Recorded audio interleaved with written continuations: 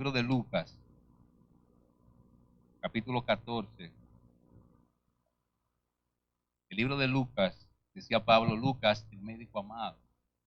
Lucas 14, y vamos a considerar los versículos del 25 hasta el 35.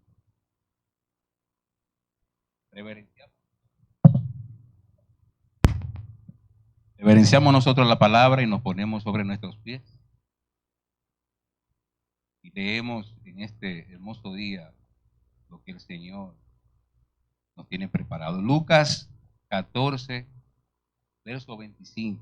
Y la palabra del Señor dice así: grandes multitudes iban con él, y volviéndose les dijo: si alguno viene a mí y no aborrece a su padre y a su madre y a su mujer, e hijos y hermanos y hermanas, y aún también su propia vida, no puede ser mi discípulo. Y el que no lleva su cruz y viene en pos de mí, no puede ser mi discípulo.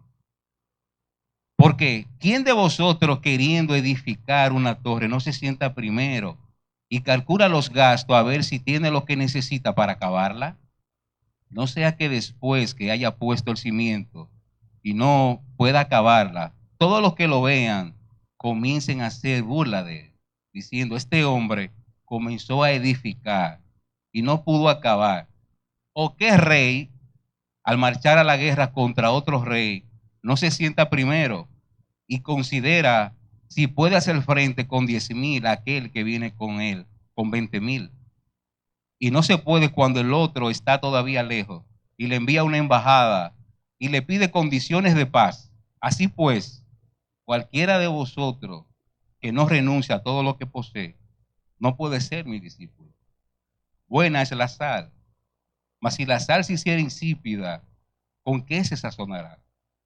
Ni para la tierra, ni para el muladar es útil. La arrojan fuera.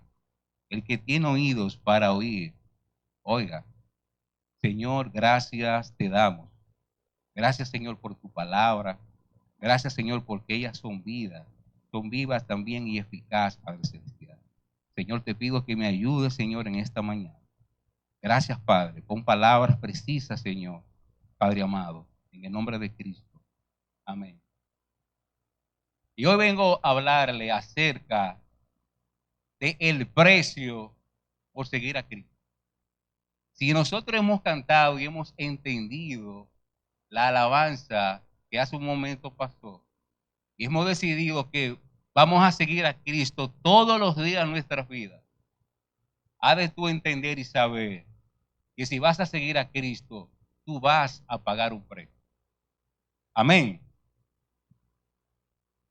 Tengo un primo, un familiar, que quería ingresar a formar parte del Army en Estados Unidos, hacer carrera militar.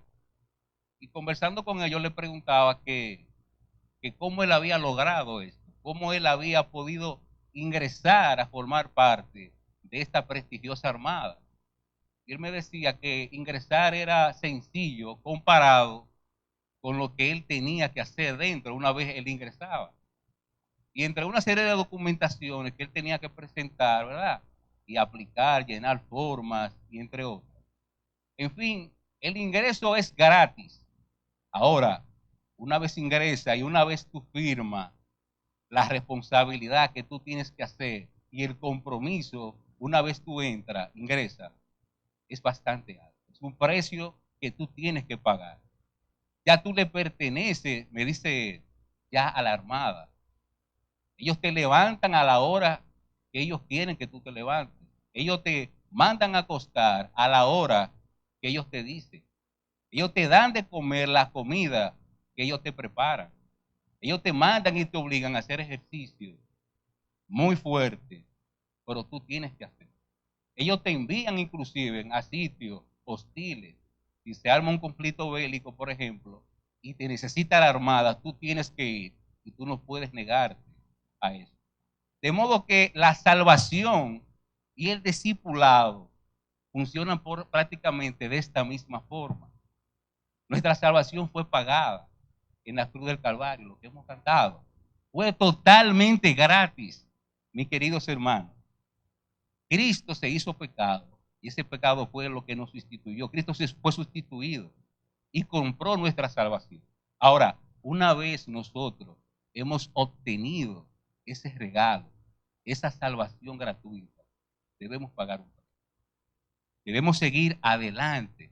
Si hemos decidido seguir a Cristo, pagar este precio. Fíjate que en todo el pasaje que nosotros hemos leído, hay una palabra especial que se repite en 3 ocasiones, 3 veces. La vas a ver en el verso 26, al final del verso 26, esa es la palabra discípulo.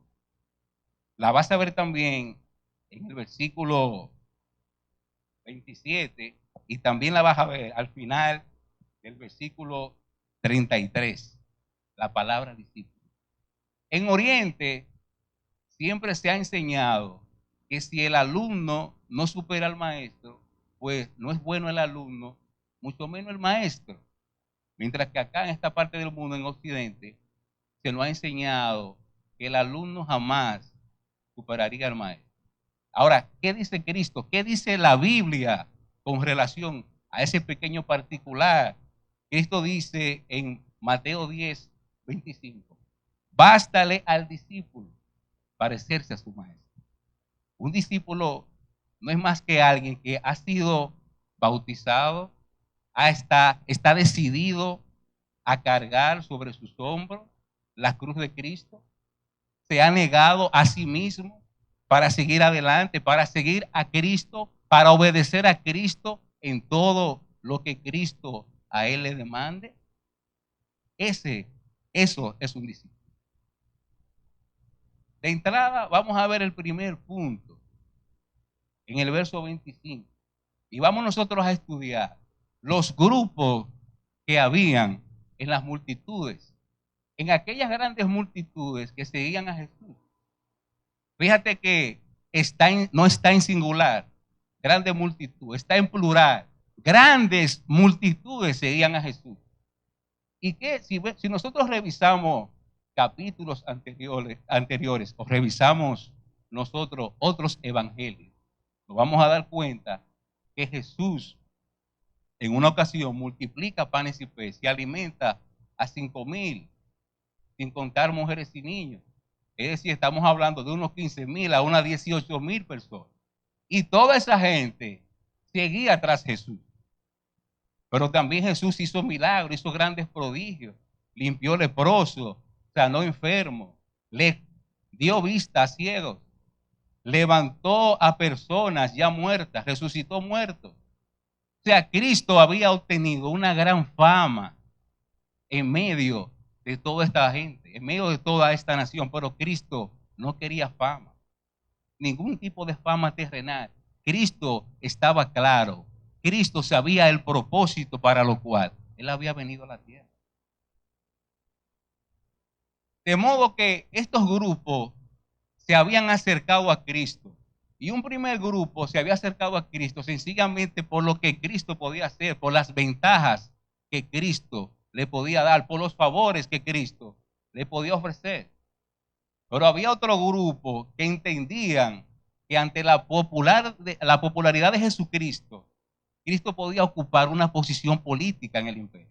O con toda esta gente, todas estas multitudes que seguían a Cristo, Cristo podía armar una revolución y derrocar a cualquier gobierno de turno. Y ese grupo estaba ahí también. Pero había un pequeño grupo minoritario, un pequeño grupo que sí entendía, que sí sabía cuál era el propósito de Jesucristo. Y entre ese grupo minoritario son los discípulos. Cristo va de camino a Jerusalén. Y aquellos que quieren sacar ventaja de Jesucristo no son discípulos, son enemigos de Cristo. Y sobre todas estas multitudes que pretenden sacar la ventaja, sacar partida de Cristo, Cristo demanda obligación, Cristo demanda responsabilidad de cada uno de ellos. Y vamos a ver el verso 26, cómo dice. Cristo le dice, Verso 26. Vamos a ver la responsabilidad y la obligación que Cristo demanda. Si alguno viene a mí y no aborrece a su padre y madre y mujer, e hijos y hermanos y hermanas, y aún también su propia vida, no puede ser mi discípulo.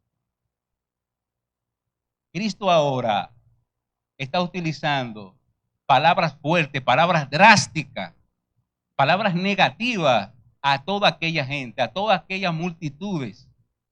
Y aquellas multitudes que no estaban claras, solamente querían sacar partida, la mayoría que estaban ahí, con excepción de los discípulos, se confundieron.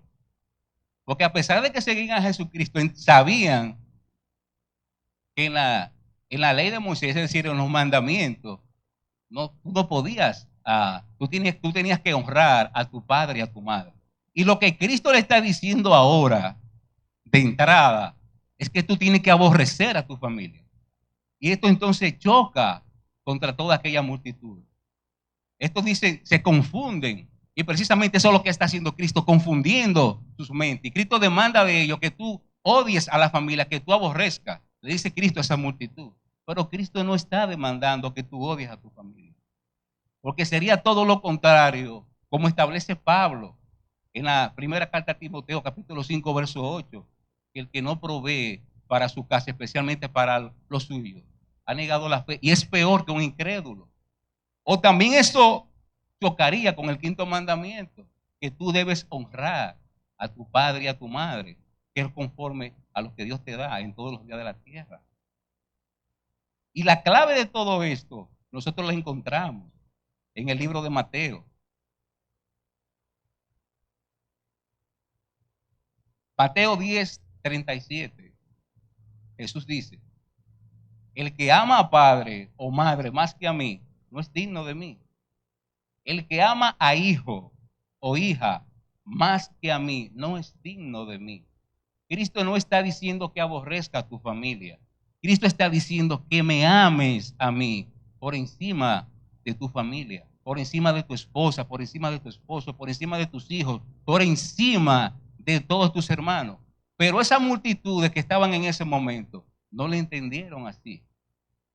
Empezaron a darse vuelta. Y por eso Cristo, dice la Escritura, volviendo, de una vez lo emplaza. Y le dicen, si ustedes quieren tales cosas, tienen que aborrecer a su familia. Ahora, Cristo sabía qué había en cada uno de esos corazones. En la omnisciencia de Dios, en ese atributo eterno, Cristo sabía cuál era la posición que ellos tenían, qué ellos estaban buscando ante esas multitudes, qué ellos estaban persiguiendo. Cristo lo sabía. De hecho, en los 12 discípulos, Cristo sabe cuál era la intención de Judas. Pero no solamente Cristo lo sabía, Judas también sabía lo que él estaba haciendo. Y pasa también con nosotros. Cristo sabe cuál es la intención de cada uno de nosotros, de nuestros corazones. Pero no solamente Cristo, nosotros mismos sabemos cuál es la intención que nosotros tenemos en nuestro corazón. La pregunta en esta mañana, ¿a qué grupo tú perteneces? ¿Eres tú de los que te has acercado a Cristo para buscar un favor? ¿Eres tú de los que se ha acercado a Cristo sencillamente para buscar relaciones, para buscar negocios? ¿O eres tú de los que se ha acercado a Cristo para ser un discípulo, para seguirle cada día de su vida? ¿Eres tú uno de esos? Si es así, si es así, sigue a Cristo. Te aliento a que sigas este transitar. Porque Cristo da grandes promesas. Y una de las promesas son los padecimientos.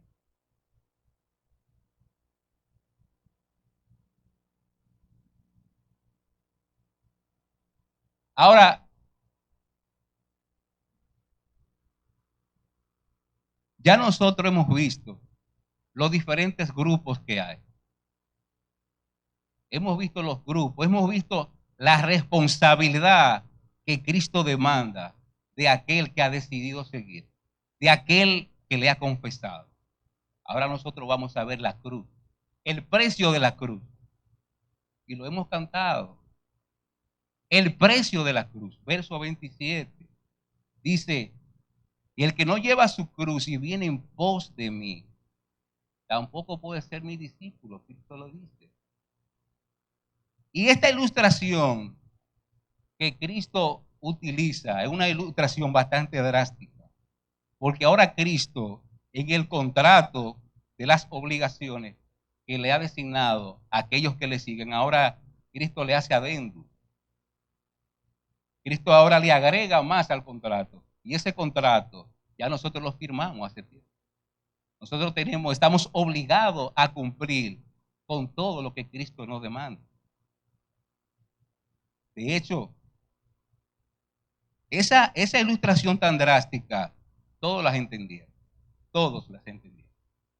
La ilustración anterior quedaron confundidos. Ahí se perdieron. Pero esta ilustración que Cristo le hace a esa multitud la entendieron. Porque todos sabían cuál era el significado de la cruz. La cruz era un instrumento de muerte que era utilizado en el imperio. La cruz viene siendo prácticamente como la inyección letal en nuestro tiempo. O la silla eléctrica. Ese era el instrumento de vergüenza. Era un instrumento de humillación para aquel que ha sido condenado. Aquel que es parado ante un tribunal o ante una corte, es condenado a la pena capital, tenía que pasar la vergüenza de cargar con una cruz sobre sus hombros, desde el tribunal hasta el lugar donde él va a ser crucificado. Él tenía que cargar a esa persona con la cruz por toda la calle hasta llegar a ese destino final. Y todas las personas que veían a ese condenado sabían que él era culpable. Sabían que esta persona ya no se pertenecía. Sabían que esa persona ya le pertenecía al imperio, que ya alguien lo había juzgado, que ya alguien lo había condenado. Y lo más vergonzoso y humillante de todo esto es que el instrumento que él está cargando es el mismo instrumento que va a servir para darle muerte.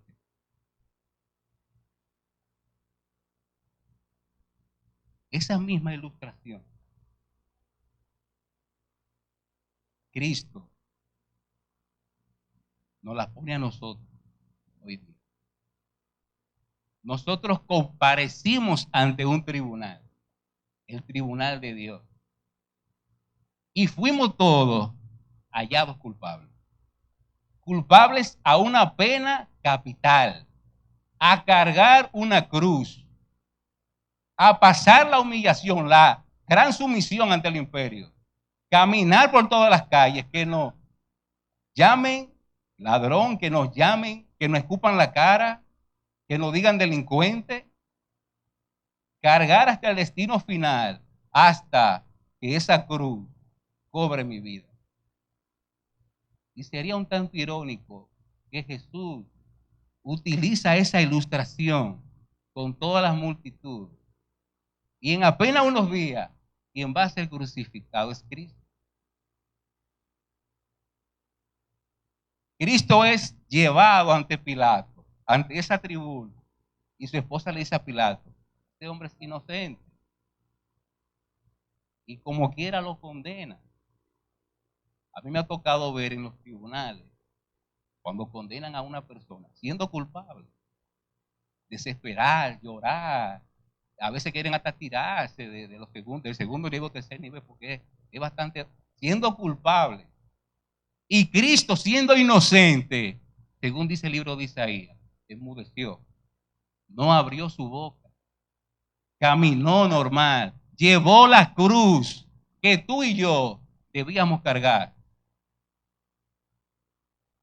Pablo dice, por cuanto todos pecaron, están destituidos de la gloria de Dios. Tú has decidido ser un discípulo de Cristo, ya tú fuiste condenado en el tribunal del cielo.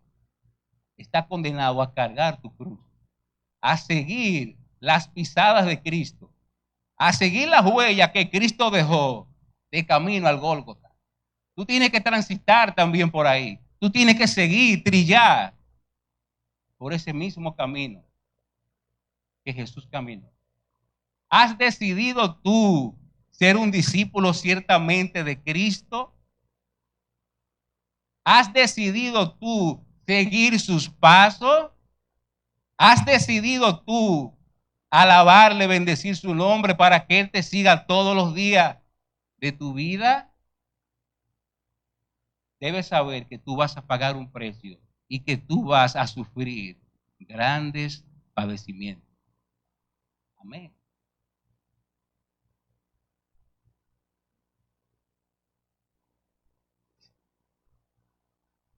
Ahora, Cristo no quiere que tú cargues la cruz. Cristo no quiere que tú tomes la cruz, independientemente en el grupo en el que tú estás enlistado.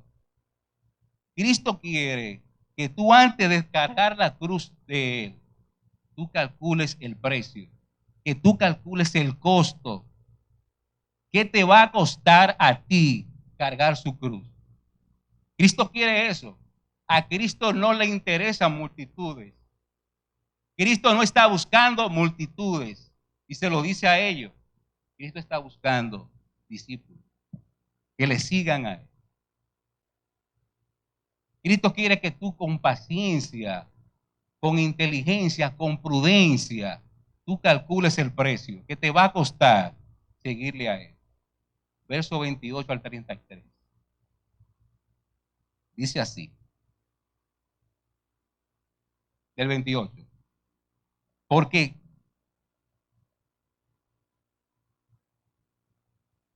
¿quién de vosotros, sí, 28, porque quién de vosotros queriendo edificar una torre, no se sienta primero y calcula los gastos, a ver si tiene lo que necesita para acabarla? No sea que después que haya puesto el cimiento y no pueda acabarla, todos los que vean comiencen a hacer burla de él, diciendo, este hombre comenzó a edificar y no pudo acabar. ¿O qué rey, al marchar a la guerra contra otro rey, no se sienta primero y considera si puede hacer frente con 10,000 al que viene contra él con 20,000? Y si no puede cuando el otro está todavía lejos, le envía una embajada y le pide condiciones de paz. Así pues, cualquiera de vosotros que no renuncia a todo lo que posee, no puede ser mi discípulo. Cristo quiere que tú calcules el precio, que tú te detengas, que tú consultes, que tú busques a alguien y calcules el precio. ¿Qué te va a costar seguir a Cristo?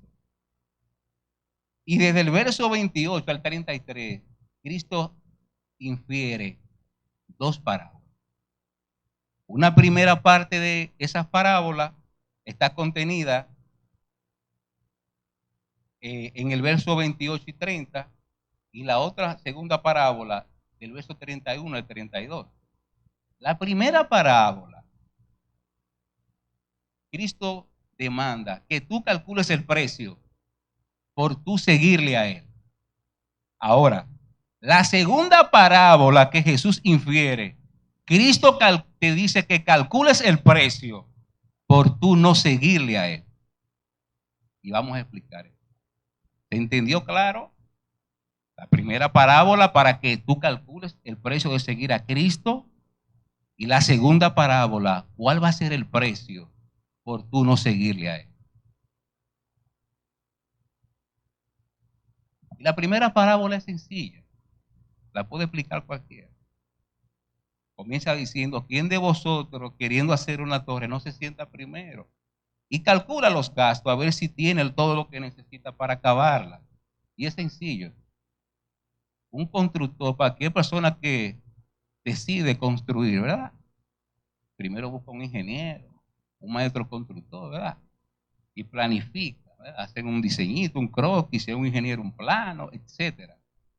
Planifican todo, calculan todo y sobre todo cotizan los precios en cuánto va a salir a hacer esa edificación, ese proyecto. Se sientan primero para edificar. No, pero tiene que hacer esto antes de iniciar. A no ser que la persona tome una decisión abrupta, improvisada, y comienza a edificar y comienza y arranca a colocarse cimiento, a colocar bloc, varilla, cemento, etcétera. Y eso les valga de emoción y comienzan y avanzan. Pero va a llegar un momento en que si tú no presupuestaste nada, lamentablemente vas a tener que parar la construcción. Vas a tener que parar el proyecto. Eso es lo que Cristo está diciendo acá. De modo que lo que Cristo está enseñando es que si tú has decidido seguirle, si tú ya calculaste el costo, que debo decirte qué es lo que te va a costar. Te va a costar perder amigos pasados, te va a costar quizá fama, te va a costar quizá alguna posición, ¿verdad?, social que tú tengas, te va a costar sacrificar incluso a tu familia, te va a costar en ocasiones hasta situaciones económicas, te va a costar seguir a Cristo. Seguir a Cristo no es como se nos ha dicho por ahí, que vengas a Cristo y Él va a resolver todos tus problemas. Las palabras son fuertes, las que se están diciendo aquí. Son bien fuertes, pero las palabras vienen del que murió en la cruz. Las palabras vienen de los labios de Cristo. Son fuertes las palabras, son duras las palabras, pero vienen de los labios de aquel que dijo, yo soy el camino, la verdad y la vida, y nadie va al Padre si no es a través de mí. Él fue que murió en la cruz. Él es que hace la estipulación del contrato para que tú lo firmes. Él fue que pagó el precio por ti y por mí, con su sangre. La Biblia establece que nosotros fuimos agorazados, fuimos comprados en un mercado de esclavos. Esa era la condición que nosotros teníamos. Esclavos del pecado. Y Cristo nos compró. Nosotros no valíamos nada. Oiga, nosotros no valíamos nada. Íbamos derecho en primera clase al infierno. Y Cristo me compró. Ahora, haz el cálculo bien. Haz el cálculo sin que te equivoques. Aparecen situaciones, ¿verdad? Hay imprevistos, eso es normal, eso también se calcula. Hay imprevisto. Subió el precio de algo, hay imprevisto, pero en el camino, ¿verdad? Pues tú sales adelante. Ahora, vamos a ver el otro lado de la moneda. ¿Cuál es el precio por tú no seguir a Cristo? Y dice el verso 31. ¿O qué rey, al marchar a la guerra contra otro rey, no se sienta primero y considera si puede hacer frente con 10,000 al que viene contra él con 20,000? Y si no puede, cuando el otro está todavía lejos, le envía una embajada y le pide condiciones de paz. Así pues, cualquiera de vosotros que no renuncia a todo lo que posee, no puede ser mi discípulo. Dos reyes. Un primer rey que solamente tiene 10,000, pretende hacer frente a otro rey que viene contra él. Este primer rey no ha salido. El segundo rey es que viene con 20,000. ¿Qué está ilustrando Cristo en esta situación? Para que tú calcules el precio por no seguirle. El primer rey, lo que tiene son dominio. El primer rey es una persona normal, es un pecador. Ese es el primer rey. Sus posesiones, sus dominios Y esa es la ilustración que hace Cristo, esa analogía. Un rey tenía dominio, posesión, y controlaba un territorio. En la actualidad, nuestros dominios, ¿qué son? Una buena casa, buen apartamento, certificado financiero, todas estas cosas. Si tú te aferras a todo eso, eso es lo que Cristo está diciendo. Si tú te aferras a todo esto y tú pretendes hacer guerra contra el Rey de Reyes, es decir, el segundo rey es Cristo, y viene contra ti, Cristo dice 20,000. Pero en el día de Dios, en el día del juicio, no son 20,000, son miles y miles de millones de ángeles. Para que tú estés allí también sentado en el juicio final. Eso es lo que Cristo está diciendo aquí. Si tú decides no seguirle a Él, independientemente de las dos maneras, tú tienes que pagar un precio. Un precio por seguir a Cristo y un precio por tú no seguir a Cristo. Si tus dominios están sujetos a las posesiones que tú tienes, si ese es tu dominio, si eso es tu Dios, ¿cómo pasó como el joven rico? Lo que Jesús le dice a todas las multitudes, se lo dijo al joven rico. Parece que el joven rico, parece que hizo una cita especial con Jesús. Y eso, y eso Jesús se lo dice a él. El joven rico se acerca y le dice, maestro bueno, ¿qué cosas debo hacer para ganar la vida eterna? Y Jesús le dice, sencillo, mi hijo. Primero dice, bueno, solo bueno hay uno, Dios. Pero tú lo que tienes que guardar son los mandamientos. Obedece a tu madre, a tu padre. No adultere, no mate, no robe, etcétera. Y ese infla de orgullo dice, maestro, todas esas cosas yo le he guardado. Y Cristo le dice, una cosa más te falta. Ya Cristo sabía lo que había en el corazón del joven rico. Y Cristo le dice, una cosa más, vende todo lo que tiene y da a los pobres. Y sígueme.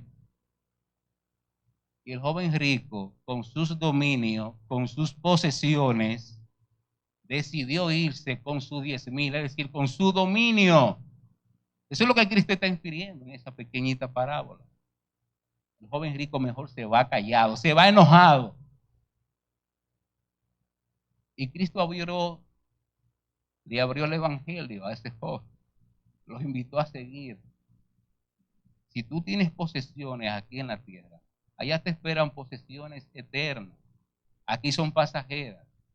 Aquí son perecederas. Aquí no vale nada.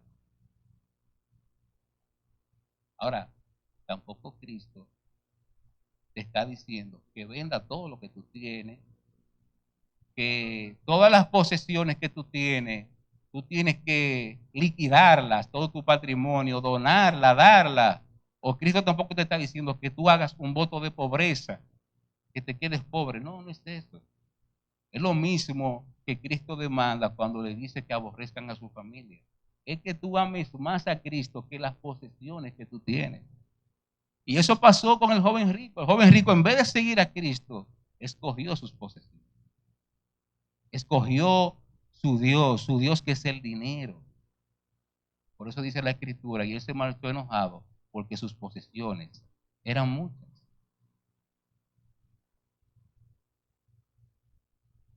Finalmente, Cristo nos deja una advertencia. Versos 34, 35. Buena es la sal,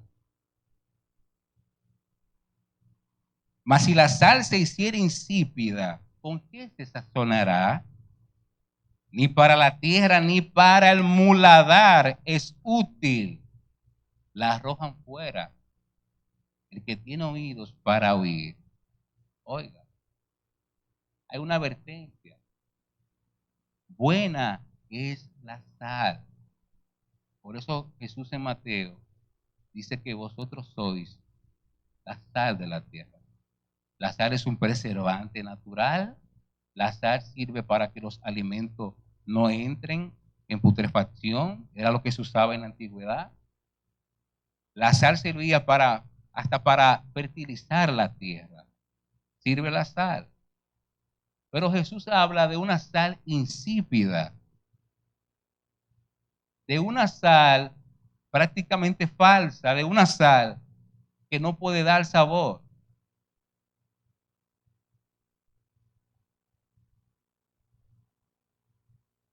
Y Jesús hace esta ilustración, porque en Oriente, en aquellos territorios, había una sal insípida, había una sal que estaba ligada a la sal verdadera, pero no podía sazonar, es decir, no podía dar sabor, como la sal real.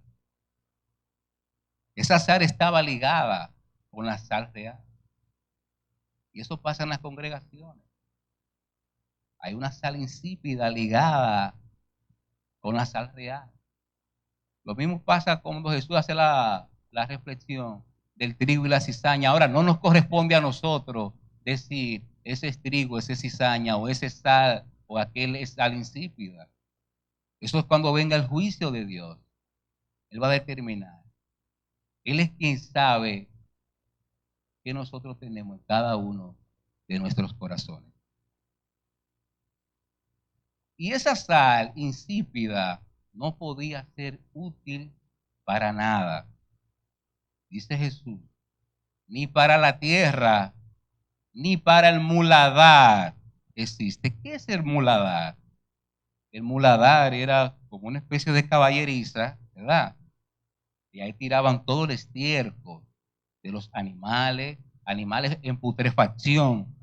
Entonces, la sal verdadera se tomaba y se colocaba en el muladar para neutralizar los malos olores. Pero dice Cristo que la sal insípida ni siquiera para echarla en un estiércol sirve. Y eso pasa con muchas personas. Jesús no está buscando multitudes, te repito, Él está buscando discípulos. La sal es la imagen de un discípulo, como lo decía anteriormente. Vosotros sois la sal de la tierra. Si esta sociedad está en total putrefacción, para no decir estiércol, en decadencia, ¿verdad? Con tantas situaciones. La sal verdadera que somos tú y yo, somos colocados ahí. Somos colocados allí para neutralizar todo eso, toda esa podredumbre. Si hoy situaciones como el aborto, situaciones como de tanta violencia, violencia de género, situaciones con la Agenda 2030, todo esto, ahí se coloca el cristiano. Ahí se coloca el discípulo para neutralizar. Ahora, si tú eres una sal insípida y dices ser cristiano y te parece más las cosas que está demandando el mundo que las cosas que persigue Cristo, debemos revisar. Debemos ver si ciertamente nosotros estamos siguiendo a Cristo o a quién estamos siguiendo o en qué grupo nosotros estamos, si solamente estamos persiguiendo un matiz político o un matiz de relaciones o sacar ventaja de andar por ahí y decir que yo sigo a Cristo, que yo soy cristiano. Son palabras fuertes, pero vienen de Cristo, no son mías. Y Jesús concluye diciendo, el que tenga oídos, el que tiene oídos para oír, que oiga. Jesús no se está refiriendo a oídos normales, se está refiriendo a oídos espirituales. Todas esas multitudes que están ahí, presten atención, le dice Jesús. Me imagino que se fueron toditos. Se fueron. Porque Jesús, independientemente que nosotros vemos a Jesús como como amor lo pintamos. Jesús era agresivo. Jesús hablaba claro. Jesús les decía las cosas a la gente como son. Jesús hablaba cristalino, mis hermanos. Amén. Amén. Entonces, el que tenga oído para oír, que oiga. Si tú sigues a Cristo, si tú has confesado a Cristo, tú eres un seguidor de Cristo. El Señor ha destapado tus oídos espirituales para que tú entiendas que el Señor está demandando de cada uno de nosotros. Que tú pagues el precio. Que tú vengas en pos de Él. No me sigas a mí, no siga a los pastores, no siga a la congregación. La congregación no murió por ti. Los pastores no murieron por ti. Ningún líder murió por ti. Quien murió fue Cristo. Él pagó lo que tú y yo debíamos pagar. Él lo hizo en la cruz. Si tú eres un fiel seguidor y genuino de Cristo, te aliento a que sigas este camino. Es el mejor camino. A veces los impíos nos dicen, oh, tú eres cristiano, tú estás en un buen camino, pero no vienen para acá. O sea, si aquel es malo y este es bueno, entonces aquí nada más hay dos mundos. Aquí nada más hay dos bandos. O tú eres de las tinieblas o eres de la luz. Dos cuadras, como dicen los luchadores. Ah, tú estás en un buen camino, el tuyo es malo, pues ven para acá. Pero no viene. Porque precisamente Romanos 1:18 dice que la ira de Dios se revela contra toda impiedad en justicia de los hombres. Y el Señor, el versículo más adelante dice que lo entrega a sus pasiones. Si tú eres seguidor de Cristo, sigue en el camino, sigue marchando como cualquier militar que ha sido llamado, ¿verdad?, a seguir hacia adelante. No te enredes tanto en negocios de la vida. De hecho, Pablo lo dice. Ninguno que milita se enreda en los negocios de la vida a fin de agradar a aquel que lo tomó por soldado. Si tú has decidido militar para Cristo, sigue a Cristo. Él es tu comandante en jefe. Ahora, si tú estás aquí y tú no has confesado a Cristo en el día de hoy, o has venido unos que otros domingos y estás ahí sentado sin decidir, y estás en medio de todas las multitudes, como Cristo estaba hablando en aquella época. Si tú estás en medio de las multitudes y no has decidido, te invito a seguir a Cristo.